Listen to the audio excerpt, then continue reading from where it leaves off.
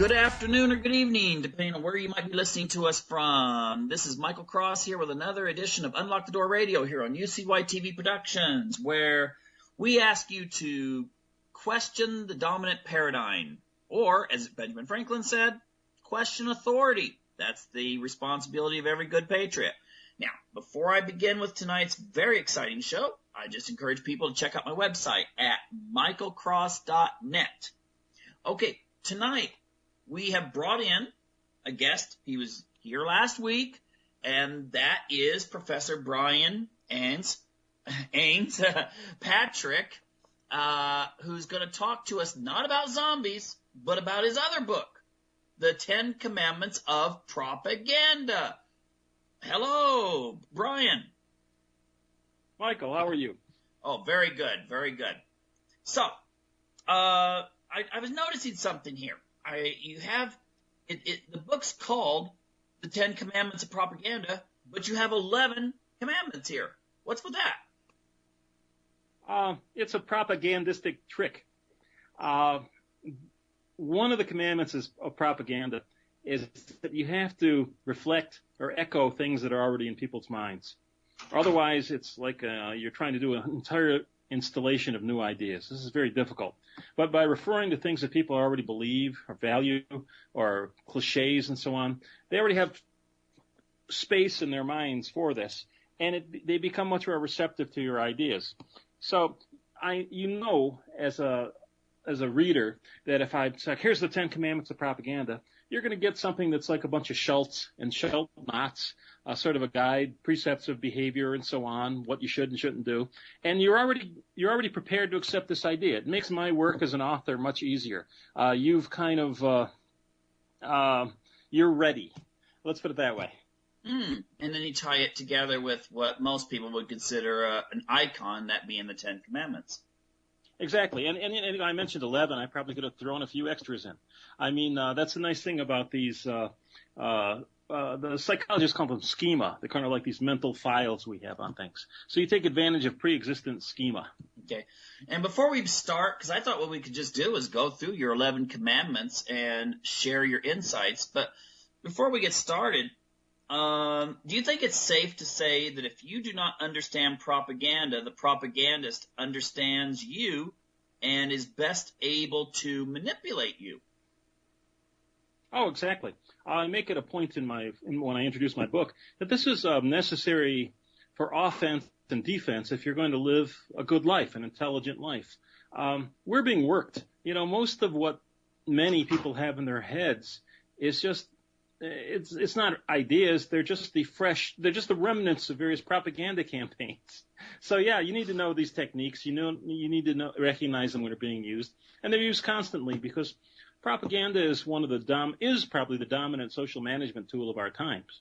Yeah, I mean, Edward Bernays said exactly what you said there. And most people have never even heard of Edward Bernays. They could go through high school and most majors in college and never hear of Edward Bernays, but Hi there. We got cut off for a second. Okay. But no, most people have never heard of Edward Bernays, but he's the father of modern advertising and public relations. Oh, very much so. And he also wrote books with the term propaganda in the title. He was known for a very bad pun. He was a member of the Committee on Public Information he worked with them in the First World War, which was the American Ministry of Propaganda, for lack of a better term. And he refers to what he did on the American side as propaganda, and he says what the people on the other side did was impropaganda. But he was definitely the guy who set down many of the paradigms of public relations and propaganda. In fact, Bernays taught the first course in public relations at New York University. He seems to have invented the term public relations. Yeah, and the thing is that, he borrowed from a lot of his uncle Sigmund Freud's works and just basically said, hey, if this is the insights that Freud has on people's subconscious, why not just use them to throw a hook into them and then sell them things accordingly? Oh, yeah. You got to be careful of Bernays' claims because Bernays was a brilliant propagandist. So you never know if he's propagandizing for himself or others. And I don't really believe some of his claims that, he used to listen to discussions about Sigmund Freud at the table when he was a child. But he wasn't. But he was responsible for selling Freud in America.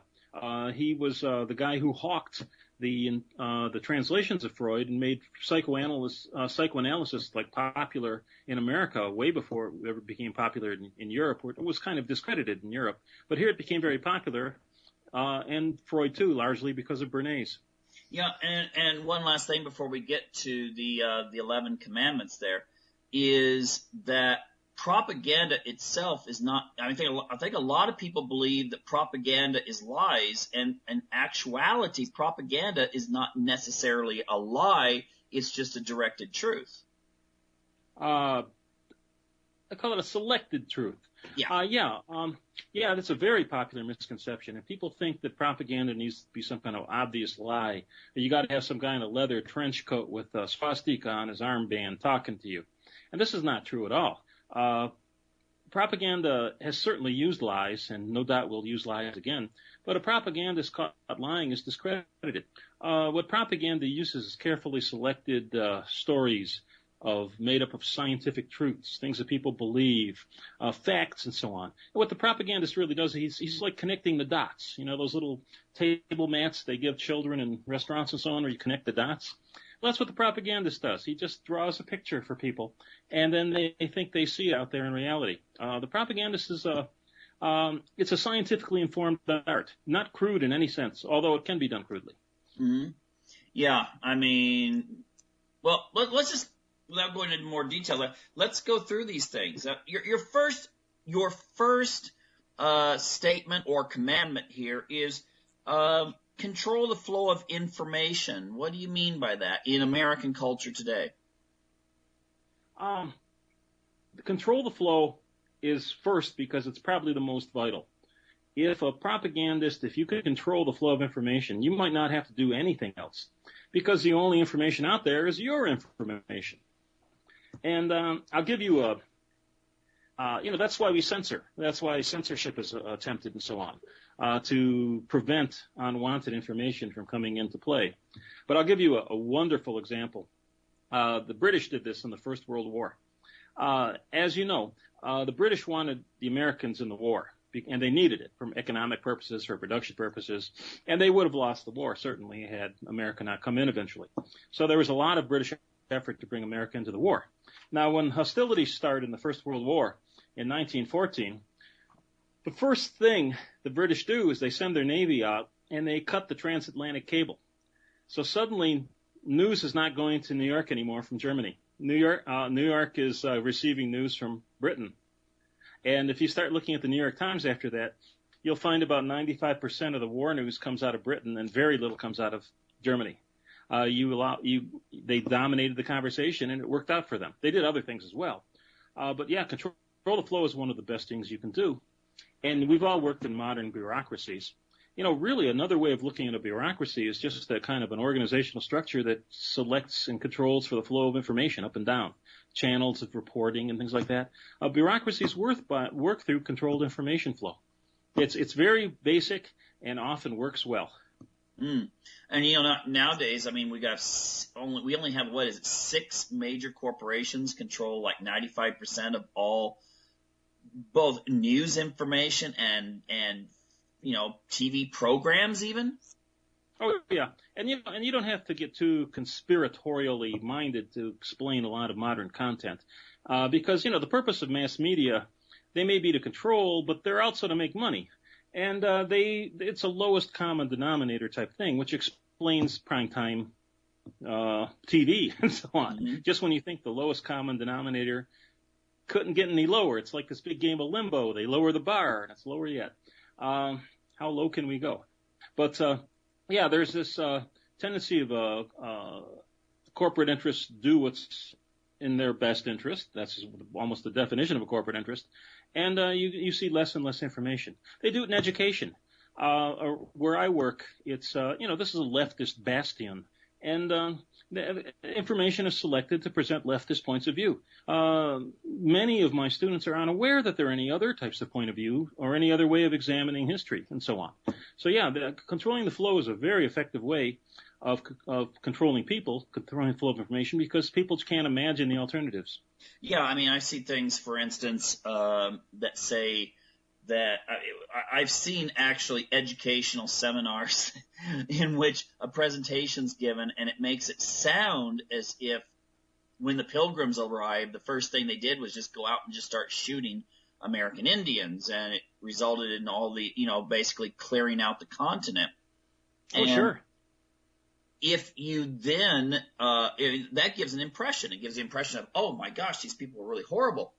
But at the same time, if you ignore the fact that actually what happened was smallpox, cholera, measles, and diseases they didn't have an immunity to, that Europeans and Africans had built up an immunity to over centuries, that's what, decimated the villages around America. It wasn't like this giant army just descending upon the tribes, but it gives an impression. And I've talked to so many people that believe it really was, this big army just going out and ethnically cleansing the entire countryside.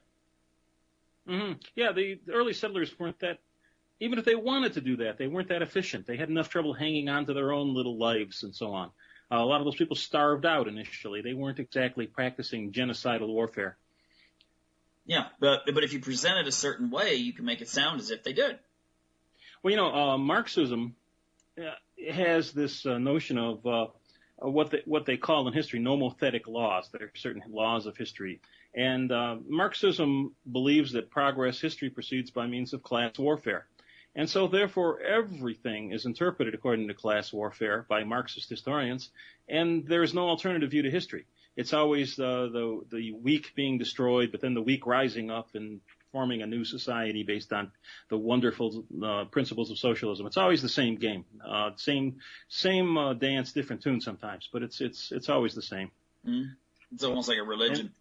It is. Marx has been called a prophet by various people. Mm-hmm.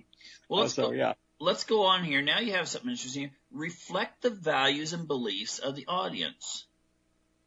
Yes, this is why I called the book The 10 Commandments of Propaganda when there's really 11. You've got to use what's already in there to be effective. Propagandists are often, they do long-term stuff, but those are like sort of propagandas of socialization. They're difficult to install. They take many years and so on. But if you're working in more pragmatically in short terms, you can't install all these ideas. So let me take one very famous example. And Adolf Hitler, anti-Semitism. The reason Adolf Hitler and Nazism used anti-Semitism, why it was convenient for them, because the Germans already were anti-Semitic.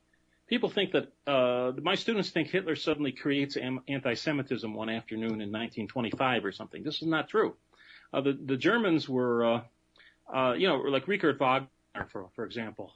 I mean, he was a virulent anti-Semite, and he's like a proto-Nazi.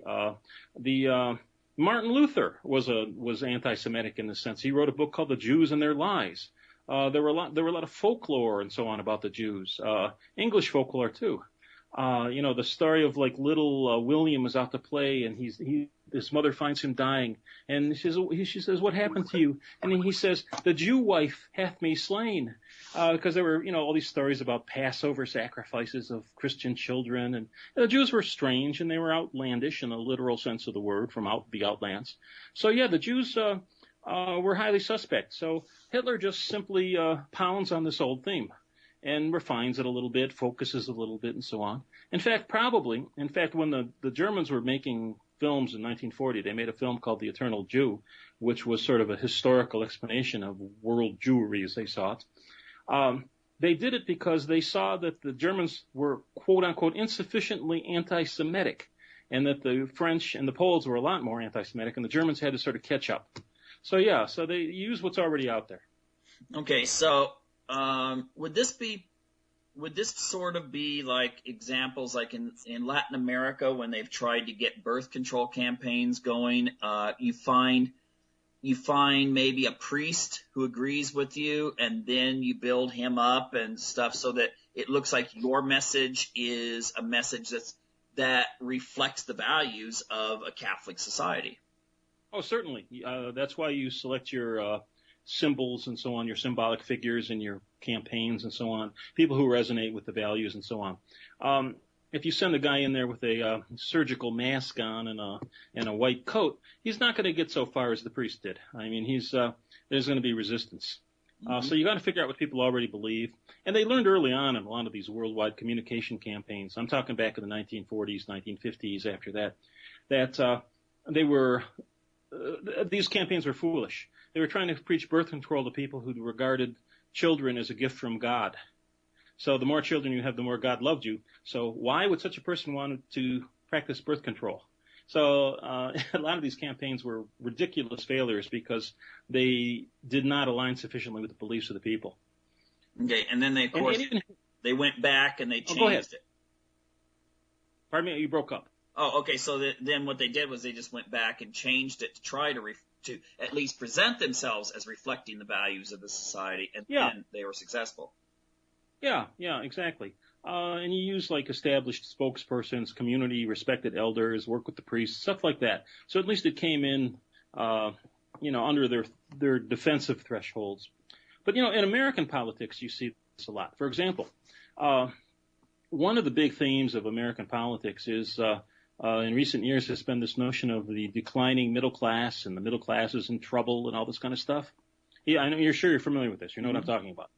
Okay, well, where did these people ever get the idea they were middle class in the first place? Very few people are middle class in the old traditional sense of the word. I mean, middle class people were capitalists. They were entrepreneurs. They were venture capitalists. They were bankers, mercantile types, and so on. All these people are really working class, and since about the time of the Second World War, it's become popular for people who work in cubicles and who shovel information instead of shit to regard themselves as middle class. But it's not true. But this is a very treasured belief, though, because in America, people believe in upward mobility. I'm an individual. I really matter. I can work my way to the top and all this kind of stuff. So you have to talk about this in politics. And you have to tell them, your middle class status is threatened. Well, actually, their middle class status is imaginary, but they don't want to hear this either. But you notice how this idea resonates with what people believe about themselves. It's very important. Mm-hmm. Okay, quite interesting there. Well, let's go on. Now, this is something I'm not sure even what this means. Disambiguate? Oh, I love that word. Yeah, I crammed that together, and my spell check didn't like it either. Disambiguate means to make less ambiguous. Propaganda does not thrive in the gray zone, if you know what I mean. You're not looking at a sociology lecture here, which discusses the 100 factors that affect the modern political system. Instead, you do like Adolf Hitler. You say it's the Jews, and the Jews are attacking us, Aryan society. You've taken 1,000 economic factors and simplified them into this us versus them thing. This is what I mean by making less ambiguous or disambiguate. And you've got to do this in propaganda because most people are simple. And that's not necessarily a bad thing to be simple, but they're not into this depth of explanation and so on. So you got to tell them a story. It's like, so we hear these cartoon stories. And of course, you already mentioned one earlier in the show. The fact that these people are learning that the Americans, settlers arrived in the Americans and just started this genocidal war. And that suddenly becomes history. And that's all they know. It's a cartoon history. It's a disambiguated history. And almost every big social movement has its own disambiguated cartoon history. The Nazis had this view of the Aryan versus the mud peoples and the under people. The Aryans were the civilizing races. If you're a communist, a Marxist, you believe they're on some kind of progressive choo-choo train of history, and these laws of history are propelling you forward, and everyone else is a counter-revolutionary or a capitalist. It's another disambiguated thing. If you're a labor union guy, you believe it's us versus management. If you're a feminist, something like that, you believe it's patriarchy versus, the women's movement and so on. So these are very essential things to mobilize people. They gives people orientation. gives people meaning. I mentioned earlier the German film The Eternal Jew, which was a very long film by modern standards. I believe modern people don't have attention spans like people did in 1930, 1940, because those people used to read. And the film Eternal Jew is set up. It's very, very long, and it's almost like a book on film. And a person's not going to come out, your average viewer is not going to come out of that film remembering 1,000 facts. He's going to come out remembering this cartoon history that the Nazis presented him with, which is essentially, look at these Jews, they're a problem. They're like a public health problem. They're always been a plague, and they continue to be the plague. And we hardworking Germans, we work hard, and they don't work. That's the entire summation of a 2-hour-long movie. But and it's cartoon history. Mm-hmm. Disambiguation needs to be done. Now look at Bernie Sanders. I mean, it's the rich. It's the 2%. It's all the rest of us against the 2%. Now, if you're so naive as to believe that crap, that means you're 21 years old, maybe. But it's a ridiculous simplification, but for propagandistic purposes, it's probably a necessary simplification. Well, it's kind of interesting because I think all the political campaigns are based on this because if you take a look at Hillary's support in Iowa, it came mostly from elderly white women who were probably in their 20s and 30s during when the feminist movement kind of got rolling. Mm-hmm. And now they see electing Hillary, even if they disagree with her on issues, it's symbolic. She's a powerful woman. Yes, it's a woman. I see a lot of that. They like her because she's seen as the powerful woman. Yes. Now, personally, if that's the powerful woman, God help us all. But I think there are powerful women of many other sorts, thankfully. Yeah. But this is the cartoon. Yeah, and on the other side, you're hearing me, right? Oh, I hear you well. Okay, good. I was just checking here. My counter was, for some reason, not registering. On the other side, though, Bernie Sanders' support came from under 30 white males, which I believe, wasn't Gloria Steinem, feminist? She recently kind of took some flack because she said maybe many women are kind of in the Bernie campaign because they want to meet guys or something like that. That's probably a better reason than voting for Bernie. Yeah, but I'm thinking these under 30 guys, their view of life to a large degree is shaped by comedians. I mean, you've got Jon Stewart, you've got Colbert, you have all these kinds of guys, and that's where they're getting their information. So this is kind of their social clique that where they're getting their motivations from, I think. Oh, yeah, and let's call it their orientation, because that's what it is. It's the orientation to the world. They see the world in these terms. That's where it's the world came from here, and here's where it is, and the solution becomes, once you buy this kind of orientation, for example, let's go back to the Eternal Jew, that the Jews are the problem. Nowhere in the Eternal Jew does it ever say, let's kill the Jews. There's no mention of this. But after you saw this film and somebody said, well, should we kill the Jews? And you might say, why not? I mean, that's once you get someone in this cartoon, the cartoon controls them. I mean, it explains the world for them. They're very powerful, simple ideas. For an idea to be powerful, it has to be simple. It has to transmit to many people. It has to be widely shared. I've got a student in one of my classes this semester, and the classes have only going on for 5 weeks or something like that. So I don't know this guy well, but he's a young person and he's kind of has these socialistic ideas, and I think all his previous professors have been like this. But he's very thoughtful, and all I can really and he comes up with these us versus them kind of scenarios, these typical leftist kind of explanations of events in history and U.S. policies. And he says, Western society is really bad and all this kind of stuff. And I tell him, listen, Western society is the only thing that's ever worked as far as I can tell. And it's produced ideas of freedom and liberty and all this kind of stuff. You're making these accusations within the context of Western history. They wouldn't be possible otherwise. But you can bring some of these people along. I say, try reading this book. Look at this. And I can see he's stretching a little bit. But for the most part, people are content with the cartoon. Because this is another principle of propaganda.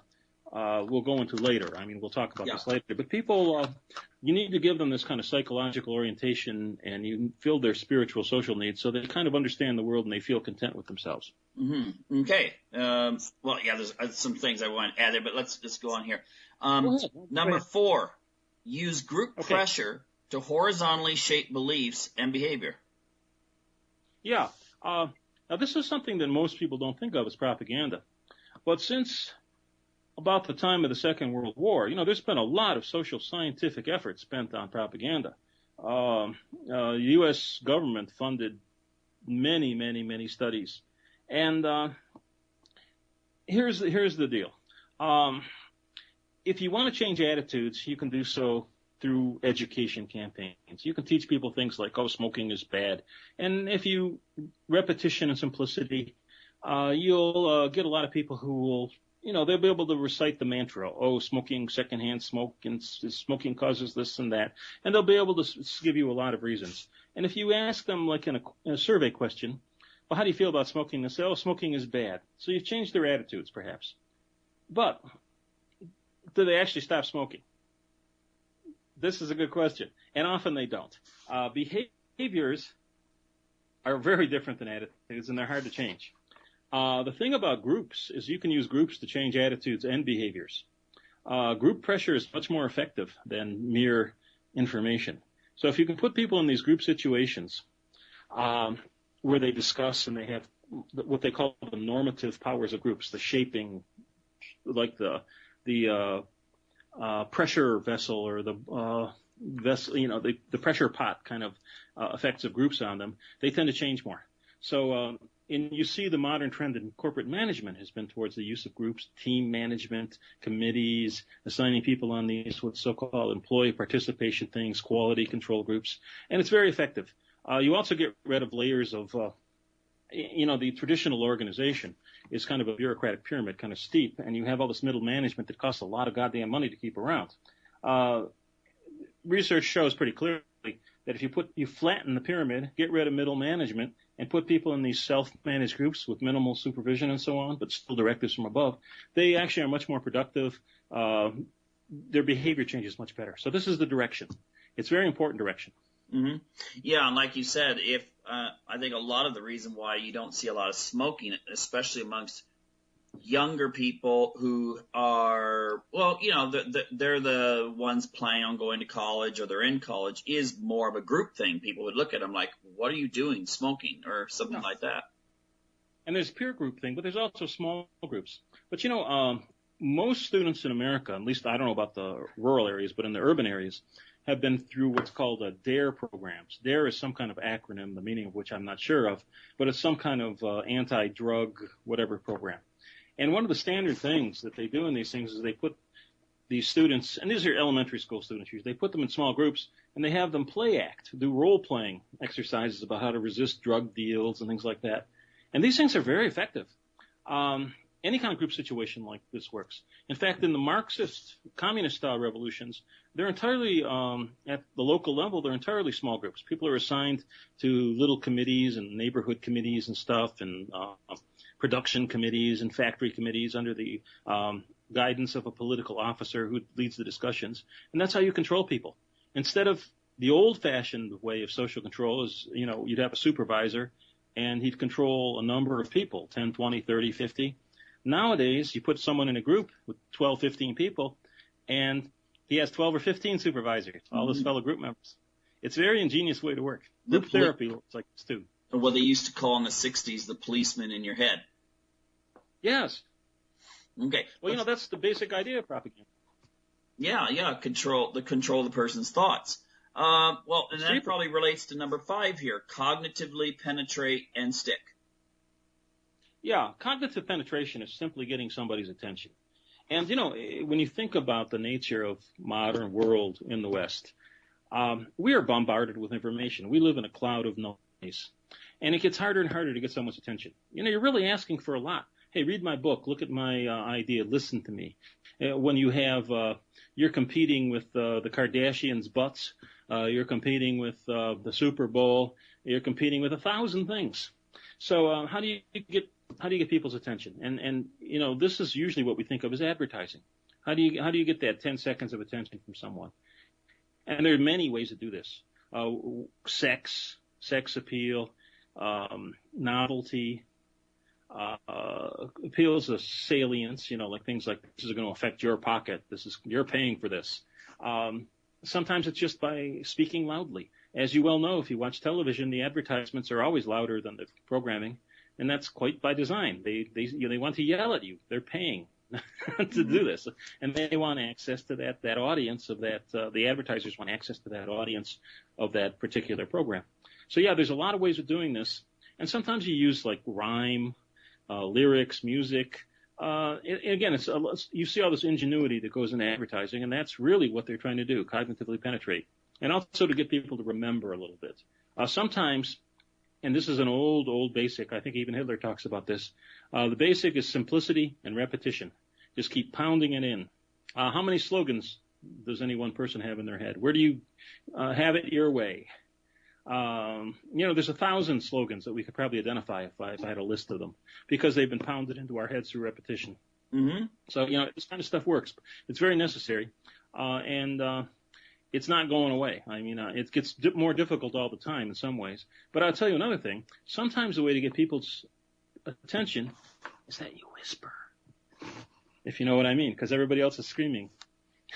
Yeah, I've actually used that technique in classes where you're dealing with a really boring subject and you go on like an hour of lecture, and then you just see people are zoned out, and then you just start talking really low, and all of a sudden they're like, hey, what's going on? And then they start listening.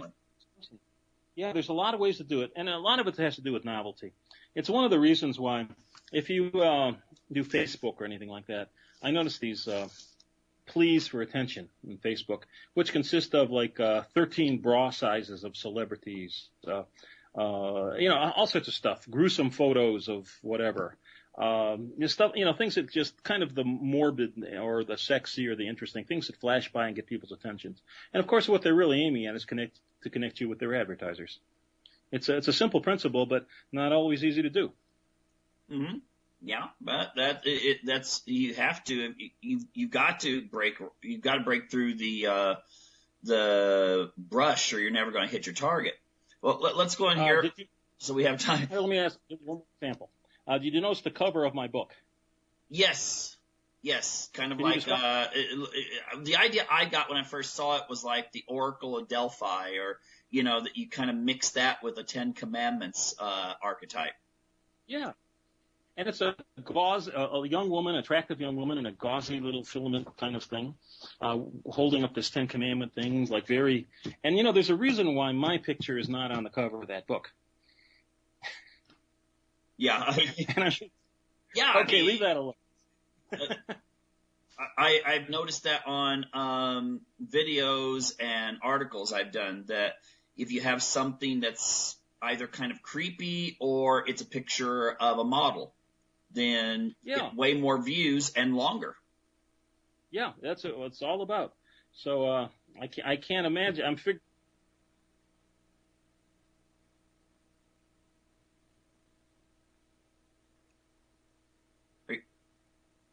Are you there?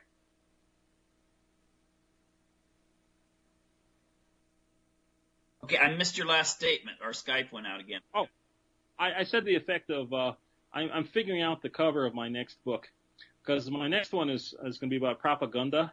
It's going to be strictly about gun control propagandas, but I'm trying to figure out some way to work sex into the cover. I haven't figured this out yet, but I will. Well, there's a lot of Facebook pictures. I think there's a whole Facebook groups of pictures with girls with guns and stuff like that. So it probably wouldn't be that difficult. I hope it's not, because I want this. I don't want to reach too far. I used a line one time at a conference that I got an ovation for. It was a gun rights conference, and it was the only thing I like better than a good-looking woman. It's a good-looking woman with a gun. So. Yeah. But anyways, and you can maybe that's the way to go. And you can tie that in with empowerment, even. I'm surprised the feminists haven't done that. I am amazed how gun resistant they are. Yeah, I think it's because I think they look at it in a paradigm that if they look at a gun show, they see a lot of middle class, working class males at gun Yeah, shows. evil white males. Yeah, That's true.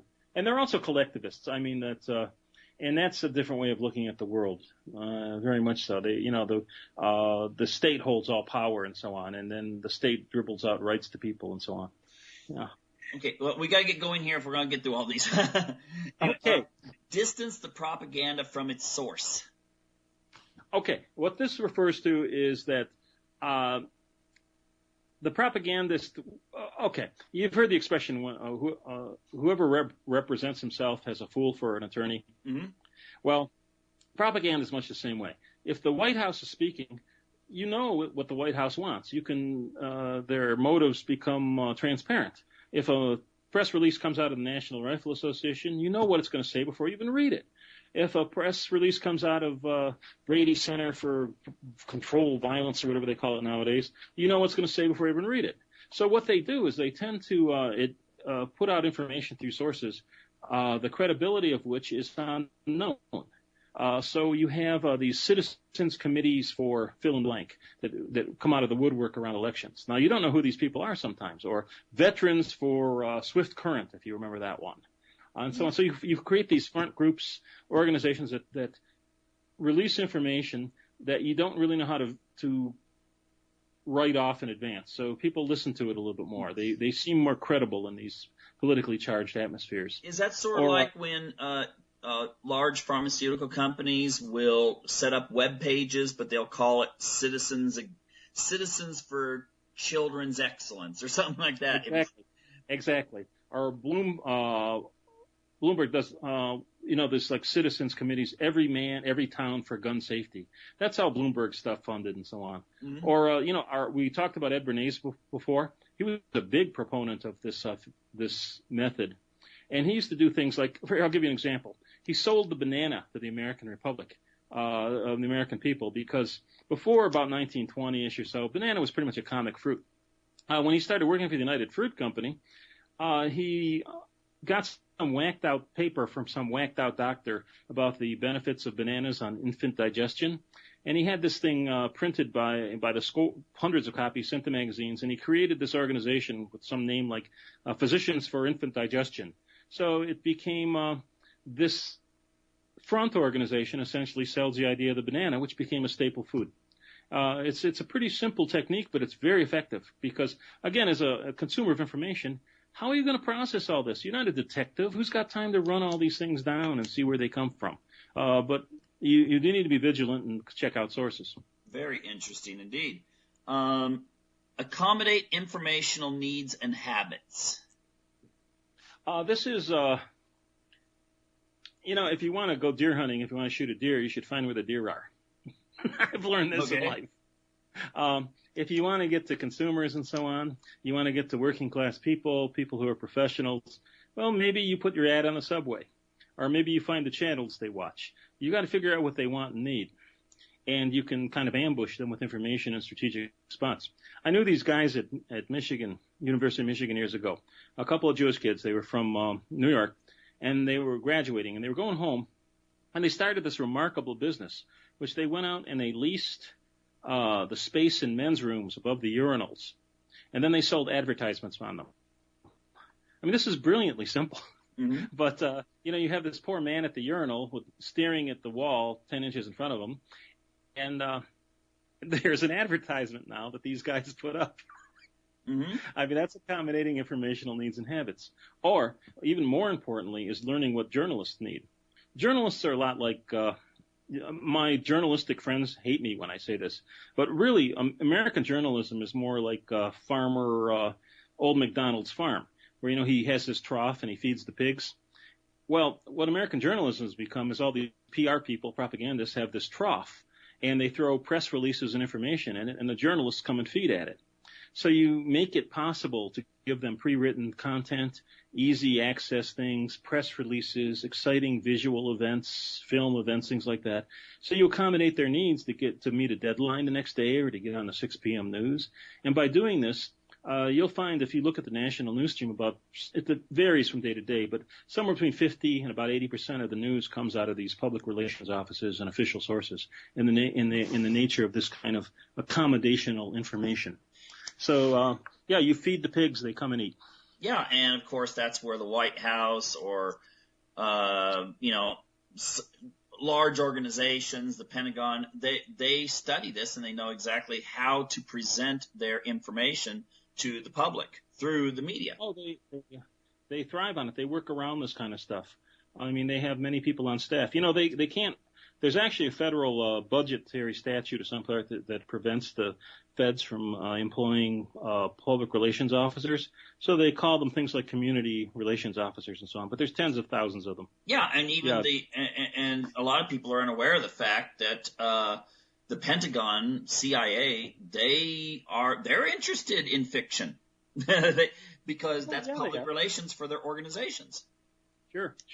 And you help certain authors, you release studies, you make it possible for your view, you grease the skids for your view to get out there. And you have to feel sorry for journalists because they are working in a competitive deadline industry. Plus the news organizations themselves, that's a business. So whoever can do this, get out a newspaper with the least amount of expenses and the most amount of advertising is making the most money. Now, it costs a lot of money to do investigative reporting, and it takes a lot of time. It's a lot easier just to use press releases. They give it to you for free. Yeah. And then you also make friends with the higher-ups and you get to go to their parties. Yeah. I wish I was friends with more higher-ups, to tell you the truth. The number 8 here, address psychological, spiritual, and social needs. Yeah. Now, this is a big, fuzzy area. But, I'm going to quote from a preacher I heard one time. And he said, your average person is an egomaniac with an inferiority complex, which I thought was a funny line. But people need to feel important. They need to feel like they matter. If you get up in the morning and you don't know what life means and you have this sense of angst and so on, maybe you're Michael Moore. I don't know. But no, seriously, if you have no sense of orientation, if you don't feel like you're going anywhere, you can't survive like that. It's just not human. I mean, you have to belong to something, be somewhere. So a lot of propaganda makes people feel like they're part of a movement or part of some historical flow, some direction into the future. You're a progressive. We're building a better future here. Or just that you're okay, I'm okay, all this kind of stuff. So yeah, you have to talk to people in these terms. Even making people believe they're middle class, you think of what this does for people and also what it does for the system. One of the things that the belief in middle classhood, which I think is largely false, one of the things that having this belief accomplishes is it gets a lot of nasty jobs done that otherwise people wouldn't want to do. They have hope or they feel like they have personal efficacy. Or you make them feel like, wow, you have a sense of duty, or you're part of the bigger whole, or we're going somewhere, or your children can grow up to be richer and stronger and better than you, and all this kind of stuff. Very important to give people that sense of orientation. The Nazis did it. Everybody does it. We call those Horatio Alger stories. Oh, yeah. Yeah, those were popular indeed. And even Bernie Sanders does it. I mean, we become part of this big hand-holding vision of America, and we're all in this together, and we're going to sing Kumbaya. And or wait, that Coke commercial they had like around I remember when I was a little kid, they had the one where everyone's holding hands in a circle and they're singing about Coca-Cola. Yeah, I do that all the time. No, this kind of stuff. Yeah, you got to make people feel like they're in part of something, like they mean something. And everybody in this, just about everybody in America thinks they're like some kind of astonishing individual, which is, yet everybody dresses alike, talks alike, looks alike, and reads the same newspapers. So somehow or other, you have in this mass society this weird notion like you really matter and you're the center of the world. It's an impossible paradox, but propaganda manages to pull it off. One of the best quotes I ever read on propaganda comes from a French writer named Jacques Ellul, who was well worth reading. And Ellul said, everything is explained thanks to propaganda. Because that's what it does. It gives you orientation. Maybe that's why the military pays for flag displays and soldiers and stuff at football games now, and it makes everyone feel they're part of this big patriotic male bonding thing. Well, look at the Super Bowl the other day. That people were digging that national anthem thing. I've seldom seen a crowd that reacted quite like that. It seems to be the direction. National unity. We're all in this together. Okay, yeah, and that can be good and bad depending on who's taking that direction. Okay. I'm kind of thinking that America may have ADD. And if anything ever breaks through that ADD, things will be all right. Like if anybody ever attracts America's attention, they're going to be in a lot of trouble. But for the most part, I think we're ADD as a nation. Okay. Hey, number 9, personalize, I guess, or dehumanize as appropriate. Yeah. You notice recently President Obama is back on the NRA stuff as the evil gun lobby. I mean, the NRA is not an evil gun lobby. It's a citizens association of over 5 million people. The money comes from the people who belong to it. And what you do is you take people and you turn them into a machine or into a plague. The Nazis use terms like the Jewish bacillus and stuff like that. Or you do another thing. You portray them. Sometimes it's just name calling. I used to see this a lot in gun coverage in New York Times, especially when I'd read this stuff. And if they were covering, and they're very anti-gun and so on, and you can tell it in their coverage.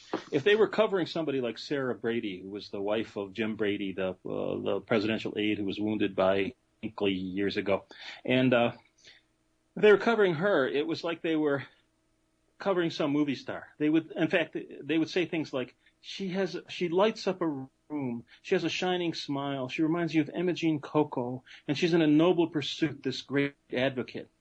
If they're covering like an NRA spokesman, they would say something like, he was squinty and sweaty. I remember them one time talking about Tanya Mataxa, who was head of a major portion of NRA. She was a Institute for Legislative Action director, and she was a very formidable professional woman.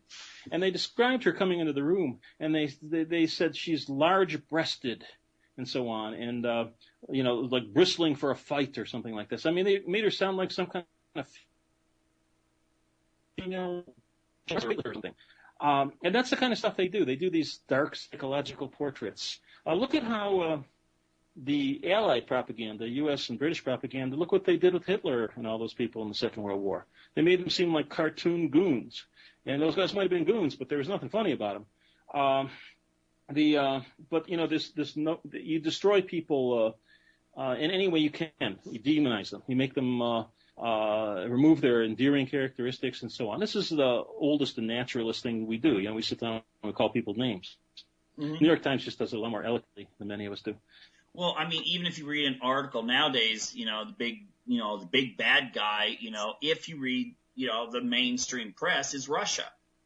And what I find ironic is when Russia was communist, the media often was apologetic. And now they're not communist, and all of a sudden, oh my gosh, they're the this huge, like, monstrous threat and everything. And even like Putin, for example, I'm sure there are plenty of bad pictures of Obama to publish, but when they do a picture of Putin, they've got to do this thing when he's bare-chested on a horse. So on.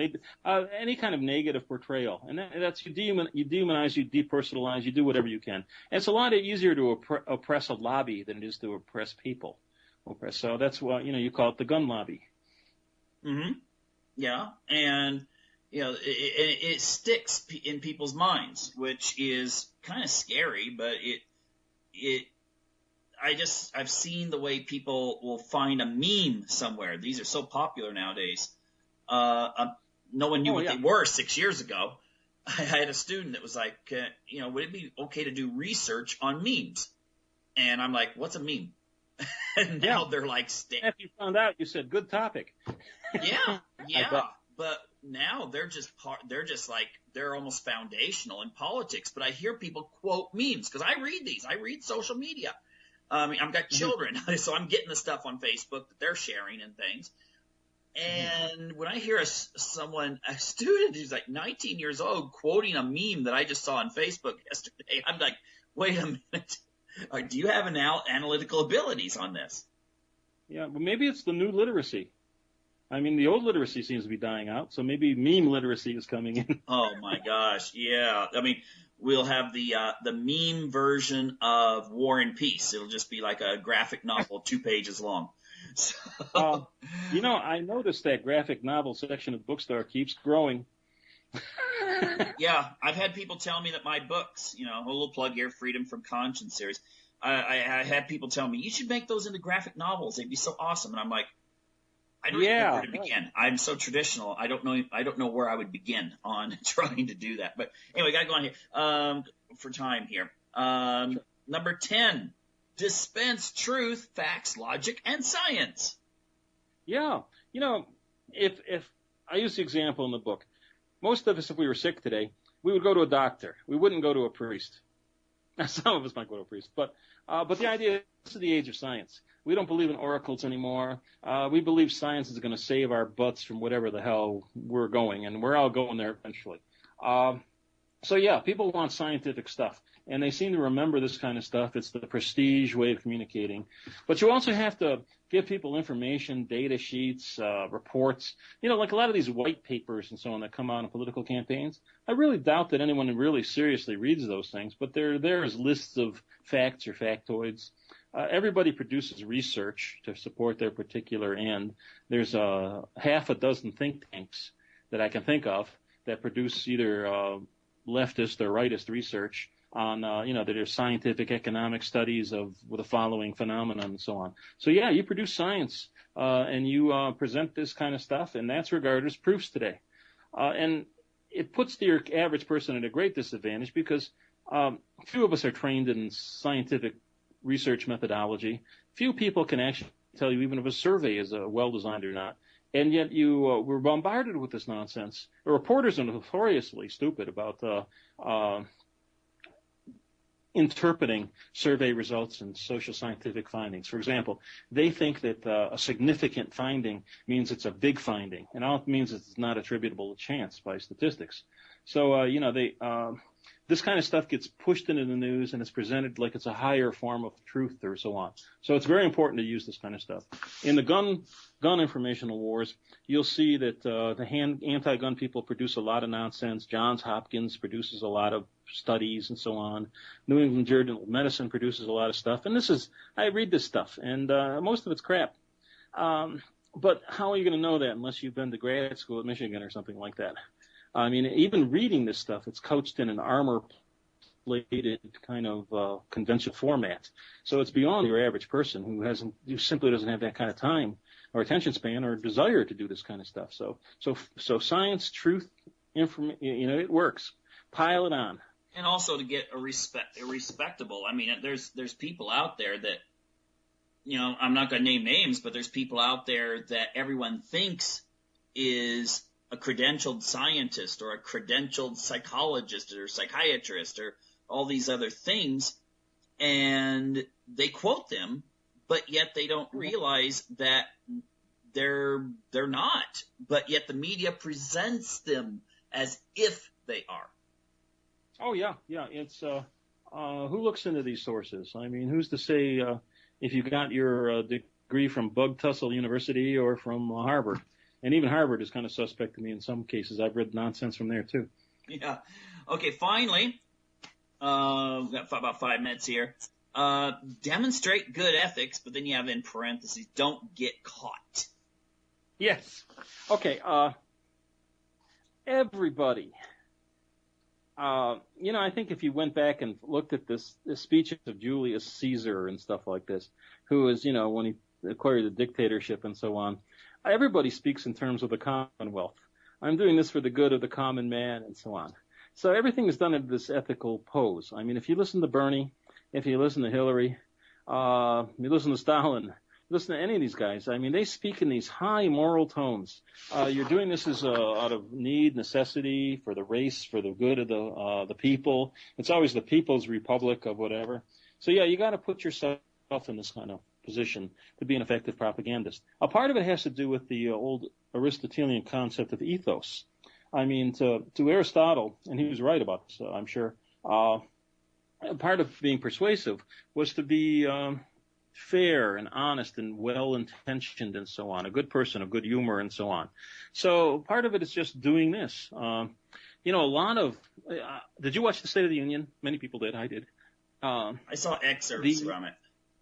That was enough. But it's always the same game. You see the president, and he's dressed just so, and you see everybody there looking just so, and everybody is, they have these things they show them with their families before or after, and all this is part of an ethos thing to seem like you have a high ethical system, or you're a very ethical person and so on. It's one of the most important things you can do because, in absence of other information, we tend to make decisions about a person's credibility, their believability, based on who they are. I mean, I know you're a nice person, so you tell me something, I believe you. It's as simple as that. Who's got time to, I don't have a research staff at my disposal to verify everything you just said. But, in lieu of other information, I say, hey, he's a nice guy. He's sensible. He's a good guy. He shook my hand, looked me in the eye. He's a nice guy. Propagandists know this well. So a lot of time is spent on just this appearance of ethics. It's funny, if you look at the Public Relations Society of America, they have this elaborate code of ethics. It makes them seem like they're doing such wonderful things for humanity. And yet, behind it all, I think part of the reason you have a code of ethics is so somebody else doesn't come in there and regulate you. Regulate yourself and you can defend yourself. Oh, look, we have a code of ethics. So the first thing the sharks do, I'm sure the sharks and the barracudas have a code of ethics too that they would brandish if they were challenged. Yeah, and it's like we said with when leaders make comments. I mean, Machiavelli, and if people don't know who Machiavelli is, they should look him up and learn a little bit about politics. But the thing is that he did say that a leader, he has to be willing to create a image of himself, or the people will not fall in line. So that's very important. Oh, it's maybe more important than anything else you can produce. Yeah, I always notice I think when Obama's in trouble, he always has lots of pictures with his family. And all of a sudden it's like, oh, but they're so nice. I remember, I never actually attempted to scientifically verify this, but I remember back in the Bill Clinton days, whenever things got a little too wild and so on, Hillary would appear in a pink suit instead of a blue one. And because it probably made her look softer and more domestic. I always wonder if that was deliberate, and I suspect it may have been. Well, defense attorneys, if they have a woman especially that has committed a horrendous crime, they'll dress her up like she's going to church, and so the jury will think, oh wow, this isn't this person. They'll do a disassociation. Anyway, in the remaining time we have, where can people get your book and find out more about you, or if they have some ideas for your next book cover with a gun or something? You're a woman with a gun who wants to be on the cover, yeah. Okay, all my books are available. Arctos Media publishes, I think all of my books. Yeah, all of my books as far as print goes. They're all available on Amazon. Amazon.com, they're all there.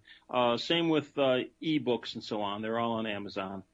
If you want to contact me, brian.patrick@utoledo.edu. And I also have a blog, Rise of the Anti-Media, which you can find. And I put various articles and things like that are of interest to me. There's even technical articles on there on like reviewing 45 pistols and so on, things that I kind of enjoy and use. Okay. Well, that sounds excellent. My gosh, this hour passed really fast here.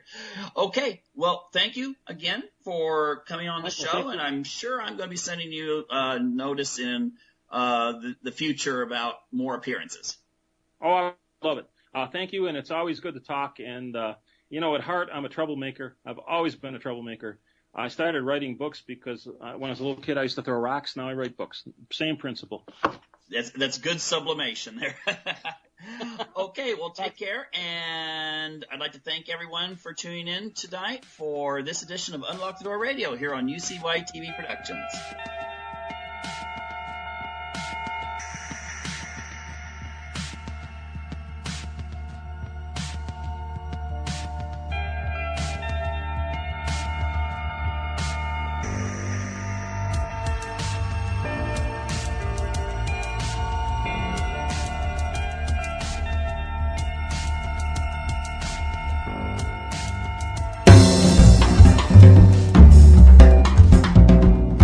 My name is S.M. Gibson, and I am the host of Anti-Media Radio on UCY